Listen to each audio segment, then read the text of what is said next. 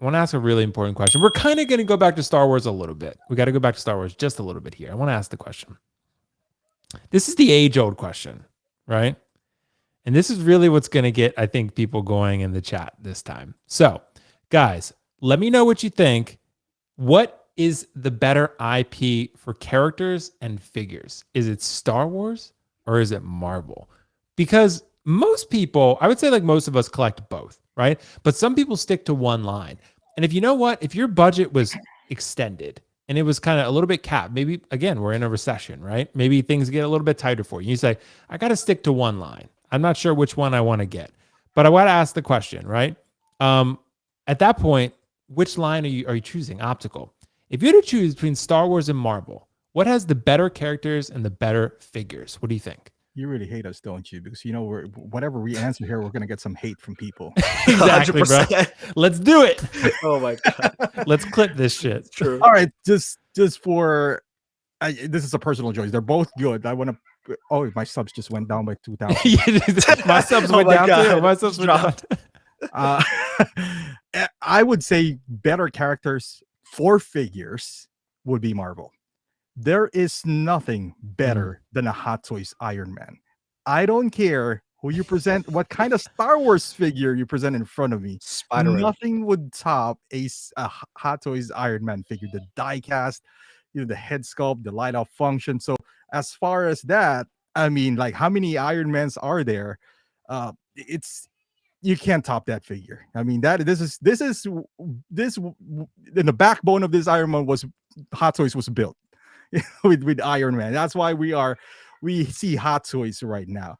With Star Wars, you will see a Mandalorian, but in reality, I mean, Mandalorian is a basic figure that has some armors into it. Like when you think of Hot Toys, for the most part, you think of Iron Man. Now, if we go beyond figures, I would still say Marvel, because for me, I kind of like being grounded a little bit more. And I kind of felt that with Marvel, even though they're not as grounded as DC. I'm leaning towards more, and I know these are all fantasies, but if you can mix reality a little bit better, that's where I kind of gravitate more. Maybe that's why I like Mandalorian a little bit more, based on the Star Wars, the newer one, because they're a little bit grounded for me. No swords or anything like that, but I just lost 2,000 subscribers. Yeah, I did too. Swords. But yeah, I mean, figure wise, I don't know if anyone can top Marvel figures. Hulk, to name a few. This Iron Man, and even the characters. They don't have the lineup as far as movie as rich as Star Wars. They only started 2008. Yet they have 20 movies compared to Star Wars, who started 75, whatever the case is. So I don't know. Where's Carlos when you need him? I know this is the topic we need Carlos, because Carlos wouldn't even be a question. He'd be like, "Well, Star Wars sucks and it's Marvel, right?" Exactly. That's what he would say. But people will just hate it more than it already is. I know, exactly, bro, exactly. So optical. So I'll give my opinion on this one before Riley jumps in, and I'll just do it real quickly. So as far as figures go, I'm going to go out on a limb here. I think it's Marvel. And the reason I say that is because Marvel has more colorful figures. A lot of Star Wars 100%. Figures, most of them, besides the troopers, stuff like that, but most of them in a robe or some sort of simple outfit. Darth Vader is a little bit different, obviously. Maybe like for a villain, it's all black or whatever, right?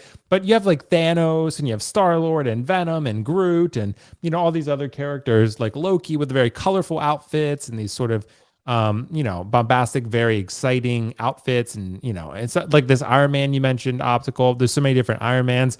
I don't know. Marvel, as far as figures go, I feel like that would draw more people in on the shelf. But I don't know. As far as characters go, probably still Marvel, unfortunately, which is crazy because I love my Star Wars figures. And if you told me I had to choose one, I would go kicking and screaming. I'd be like, no, I don't want to give up my Star Wars figures. I love my Star Wars figures. But if I had to, and I was like, you know what? Gun to your head. You got to choose right now.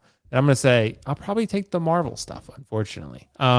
Just because, I don't know, there's so many cool things with that I'd hate to give. I'd hate to give up my Thanos. And I'd be like, damn, that would suck to give up that. Give up Loki? Could you imagine? I'd have to give up Kylo and Vader, which would suck.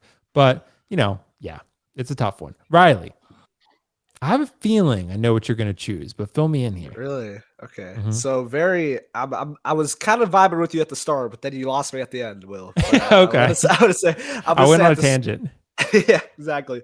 For figure wise, I think I totally agree with you. I think Marvel shelf presence, just uniqueness, Marvel is definitely takes the win for me because they just have so many different like opportunities to do stuff. We have a Carnage, we have Spider-Man, we have Iron Man, we have dead Doctor Strange with his wings, like crazy stuff for Marvel. With Star Wars, you're kind of more limited to your Jedi, Sith, like there is some like I think there is aliens and stuff. Like, it's kind of both ways, but I think Marvel overall just trumps it in their like the ideas of stuff that people can do, poses and et cetera, et cetera. But like I said, first half you got me, but I think character wise, I'm gonna go with Star Wars because Oh, I just think that they're just iconic.